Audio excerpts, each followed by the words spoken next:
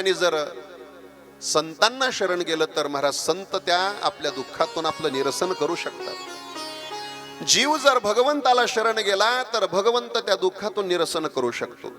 कधी जर जीवनामध्ये संकट आलं तर संतांना साकडं घाला, संत महाराज त्या दुःखातून निवारण करतात। संत खरंच त्या दुःखातून निवारण करतात का? हो हो, संत दुःखातून निवारण करतात महाराज। कोणाचं केलंय महाराज? ज्या ज्ञानोबरायांचा पालखी सोहळा ज्या हैबत बाबांनी सुरू केला ना, ग्वाल्हेरच्या शिंदे सरकाराकडे त्या ठिकाणी हैबत बाबा सेनापती पद भूषवायचे आणि सेनापती पदावरती असणारे हैबत बाबा महाराज एकदा सैन्य घेऊन युद्धासाठी जात असताना काही थोडंफार सैन्य कमी होतं आणि रस्त्याने जाताना काही आदिवासी लोकांनी त्यांना अडवलं।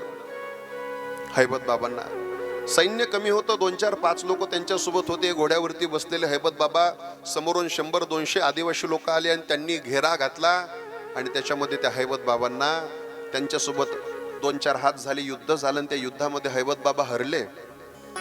आणि हैबत बाबा महाराज हरल्यानंतर महाराज त्यांना अंधाऱ्या कोठडीमध्ये ठेवलं। ज्या आदिवासीचा जो राजा होता त्याला काही संतती होत नव्हती म्हणे आणि त्या संततीसाठी त्याला नरबळी द्यायचा। आता चांगला हा भेटला म्हणून नरबळी देण्यासाठी हैबत बाबाला त्या अंधाऱ्या कोठडीमध्ये कोंडून ठेवलं। हैबत बाबाला कोंडून ठेवलं, मात्र हैबत बाबा ज्ञानोबरायांचे, आळंदीच्या माऊली ज्ञानेश्वर महाराजांचे ते नितांत भक्त होते। ज्ञानोबरायांना हात जोडले हैबत बाबांनी, माऊली या दुःखातून तुम्ही माझं रक्षण करा, मी आयुष्यभर तुमची सेवा करेल माऊली, या दुःखातून तुम्ही मला सोडवा।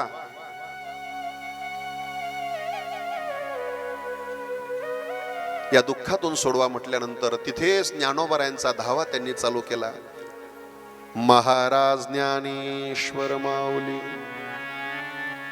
महाराज ज्ञानेश्वर माऊली, महाराज ज्ञानेश्वर माऊली।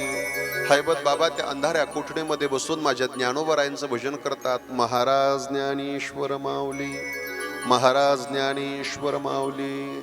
आणि महाराज ज्ञानोबराया त्या आदिवासी राजाच्या पत्नीच्या स्वप्नामध्ये गेले आणि त्या पत्नीला जाऊन सांगितलं, ओठ तुझ्या मालकाला जाग कर आणि त्याला सांग, अगं त्यांनी माझ्या सेवकाला दांबून ठेवलेलं आहे, त्याला मुक्त कर म्हणावं त्या बंधनातून।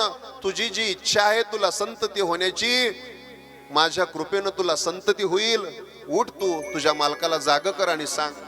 तिला वाटलं पडलं असेल असं स्वप्न म्हणून ती परत जागी झाली, इकडे तिकडे बघितलं आणि परत झोपली। परत झोपल्यानंतर ज्ञानोबराय परत तिच्या स्वप्नामध्ये गेले, उठ झोपू नको, अगं ऐक तुझी इच्छा मी पूर्ण करतो, तुझ्या पोटी चांगली संतती मी देतो, माझ्या भक्ताला तुझ्या पतीला सोडवायला सांग।